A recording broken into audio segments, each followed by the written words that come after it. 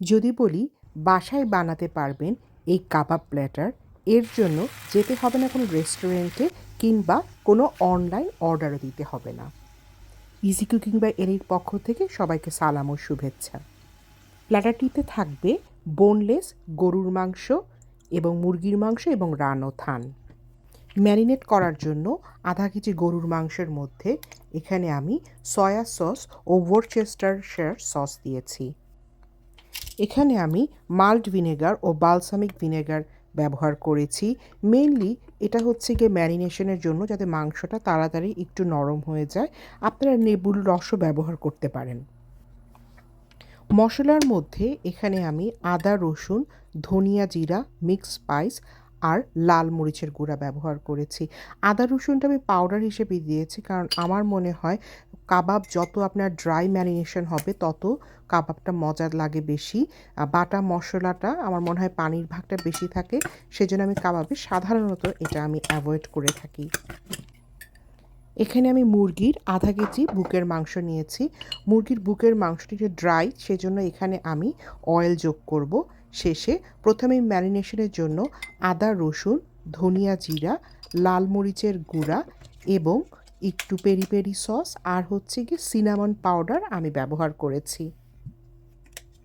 আপনার peri peri sauce না থাকলে আপনি নর্মাল টমেটো সসও ব্যবহার করতে পারেন।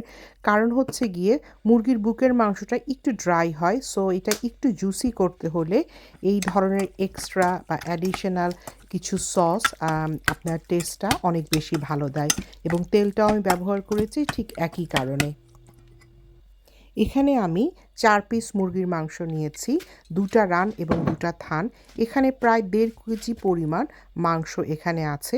তো প্রথমে আমি তেল দিয়ে দিয়েছি, আর এখানে আমি ম্যারিনেশনটা যাতে খুব সুন্দরভাবে ঢুকে এজন্য এখানে দই দিয়ে দিয়েছি। মশলার মাঝে আমি দিয়েছি এখানে আদা, রসুন, ধনিয়া, জিরা এবং সিনামনের পাউডার। এগুলো সবই পরিমাণ মতো দিবেন আপনি। 2 রকমের মরিচ, যেমন লাল মরিচের যে পাউডার থাকে সেটা এবং শুকনা মরিচের গুঁড়া, দুটাই আমি দিয়েছি, কারণ এই ধরনের কাবাব টাইপেরগুলি একটু স্পাইসি হলে মজা লাগে। আরেকটা স্পেশাল আমি ব্যবহার করেছি চিকেন পাউডার। চিকেন পাউডারটা না থাকলে আপনি ম্যাগির যে মশলা থাকে ওইটা, অথবা ছোট ছোট যে চিকেন স্টক কিউব থাকে সেটাও ব্যবহার করতে পারেন। এখানে আমি গার্লিক চিলি সস ব্যবহার করেছি। আপনি যদি পান ভালো কথা, না থাকলে যে কোনো সস আপনার বাসায় যদি থাকে, বারবিকিউ সস বা টমেটো সস একটা হলেই হয়, সেভাবে আপনি দিয়ে রাখতে পারেন। কাবাব বা শাসলিক বানানোর জন্য যে কাঠিগুলো, এগুলো আমি রিইউজ করি। তো সেগুলো আমি একটা ঠান্ডা পানির মধ্যে ভিজিয়ে রাখি। মিনিমাম আপনার 10 মিনিট ভিজিয়ে রাখতে হবে। আর যেই মাংসগুলো আমি দেখালাম সেগুলো আপনি মিনিমাম 2 ঘন্টা ভিজিয়ে রাখবেন ওভাবে, অথবা আপনি ওভারনাইট রাখলে আরও ভালো হবে। মশলাগুলি সবগুলো ঢুকবে এবং আপনার অনেক বেশি জুসি হবে। এখানে আমি গাজর পাতলা পাতলা করে কেটে নিয়েছি, পেঁয়াজ, তারপর টমেটো, মাশরুম এগুলো করেছি। তো এগুলিতে হবে কি, আপনার মাংসের সাথে সাথে আপনার সবজিও কিছু খাওয়া হবে।